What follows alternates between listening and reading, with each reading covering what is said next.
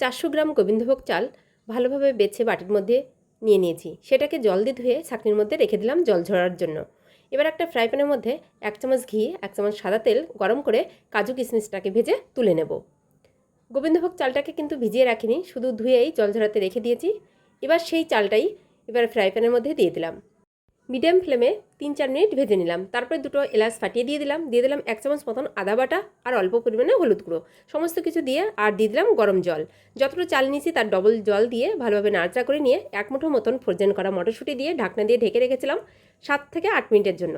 7-8 minute পর ঢাকনাটাকে খুলে নিলাম। জলটা কিন্তু একদম শুকিয়ে গেছে। এই পর্যায়ে দিয়ে দিলাম এর মধ্যে লবণ, ভেজে রাখা কাজু কিশমিশ আর চিনি গুঁড়ো, সমস্ত কিছু দিয়ে কিছুক্ষণ নাড়াচাড়া করে নেব। এবার লবণ মিষ্টি চেক করে নিয়ে এবার দিয়ে দিচ্ছি 2 চামচ মতন ঘি। চিনিটা একটু কম ছিল তাই আরও 1 চামচ চিনি গুঁড়ো দিয়ে ভালোভাবে নাড়াচাড়া করে নিয়ে নামিয়ে নেব একদম ঝরঝরে বাসন্তী পোলাও। কেমন লাগলো অবশ্যই জানাবেন। ধন্যবাদ।